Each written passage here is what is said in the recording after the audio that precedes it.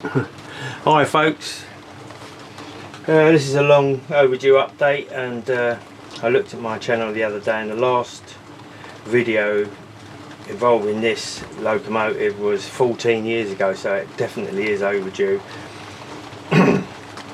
So a little bit of a recap first of all. This is a 5-inch gauge locomotive on the principle of the Deltic, well, all diesel electric locomotives actually, but this one obviously you're not going to get a small diesel engine. As soon as they make one, then I would be glad to put one on. I think they're making them in streamers now, but I'll have to wait until they filter down to where I get them for nothing. So I've got a streamer motor engine, I think it's 23cc, scooter motor off eBay. As a generator, it's a DC motor working backwards, and that's 24 volts. Excuse me.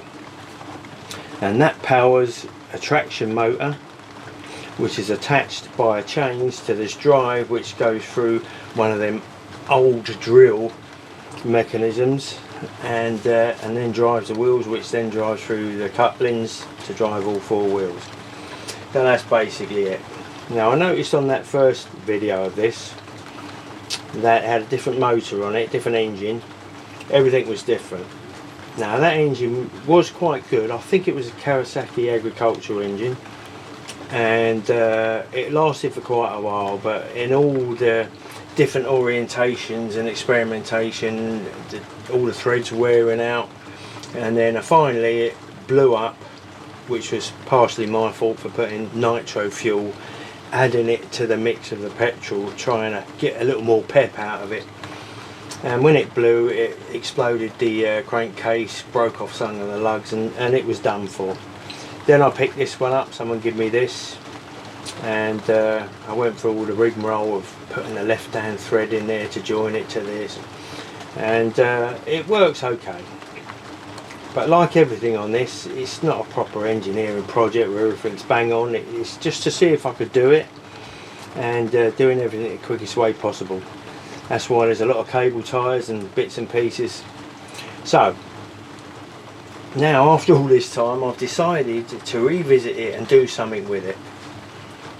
Now one of the problems I've got is that when I attach this motor to a car battery and I put the red to the positive and the black to the negative, it wants to go that way.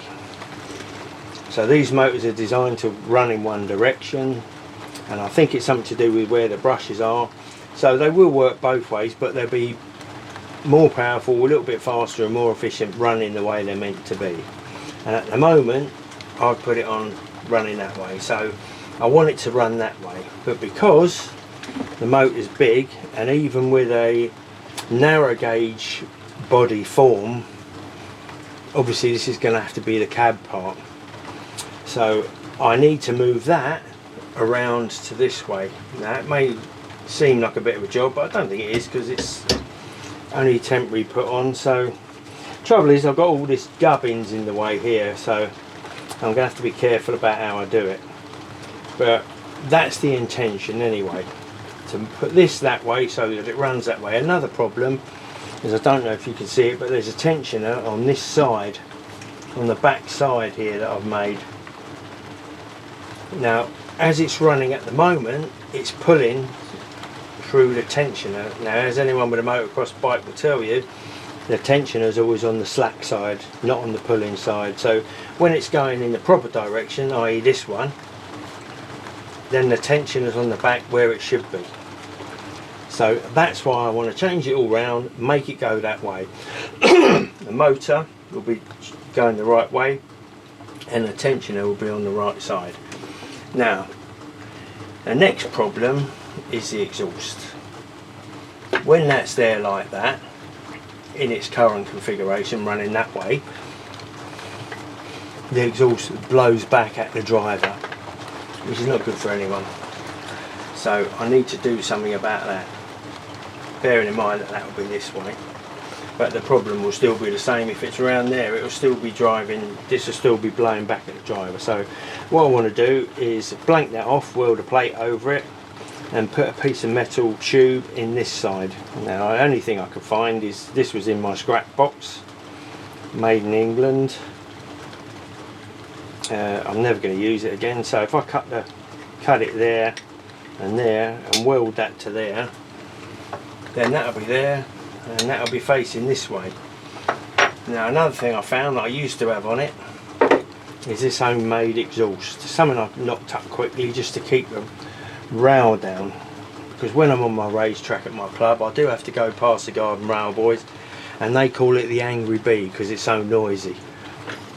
I noticed the holes actually line up with holes there, so already got holes to put it on, but this will end up on that side obviously when I've turned it all round. Well, I've looked on YouTube and there's not many people who have done this. There are 7 1/4. I think you can even buy them from Blackgate's Engineering. But with a 23 or 26cc engine, there's not many people who've done it and made it work. And that does tempt me to do it a little bit better. Okay, so that's my intention. I'm going to keep this video short, and then when I've done everything, taken it off, looked at how I'm going to fitted it on, then I will make another video, a part 2 if you like, of the 14-year update. Cheers folks. Right, that's the top off, the engine and generator unit. So now you can see what's here a bit easier. That's a traction motor, the cogged drive, chain drive. There's my homemade little tensioner.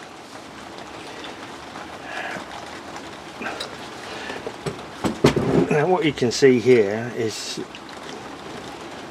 how the drive goes down there. There's a block of aluminium there with 2 bearings pressed in, and then this shaft goes through to the other side.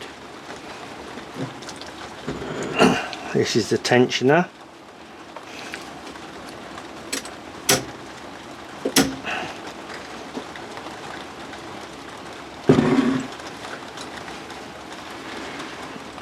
And this is the drive unit. A lot of people use them old style drills, hand drills, for this sort of thing, and then they work very well indeed.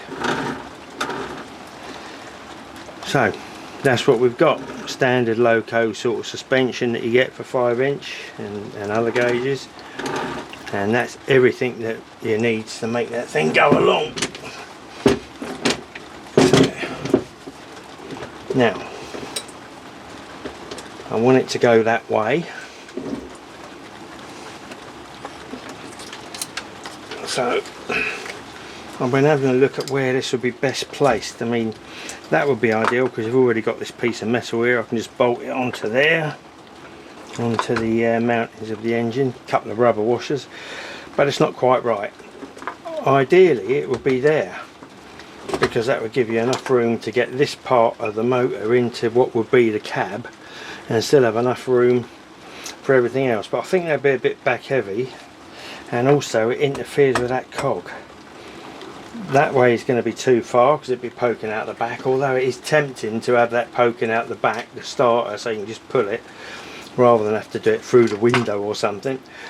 But I think probably I'll go for about there, move this support to here, and then it won't interfere with the suspension. It will fit behind here, bolt on there, and then lift that up slightly, so still get a little bit of access to the chain just in case I need to change it. I've also, when I bought the what are they called, mini motos, yeah, mini moto cogs to drive this, I bought a few different ones so that I could change the gearing a little. If it was too low geared or too high, I could change. It'd be nice to have something that you could change while you're going along, but I think that's unlikely to happen. So I think that's about where I'm going to do it. Another one up here, but unfortunately that's brought up another problem. This petrol tank, oh, and I can tell you from 45 years of being a mechanic that that petrol is well off, which would be right, seeing as I've been in this house 8 years and I've never touched this in that time, so it's been at least 8 years that petrol's gone off. It's too big that way to get inside the body, plus the access is not nice. If I put it that way, it's going to be poking out the front. I could put it here, I suppose, but then it's going to interfere with the motor, so I might have to make something up. I have to make a new petrol tank that I can easily access, maybe with a flap on the side, and go from there.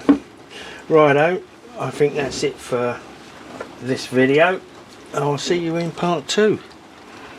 Cheerio.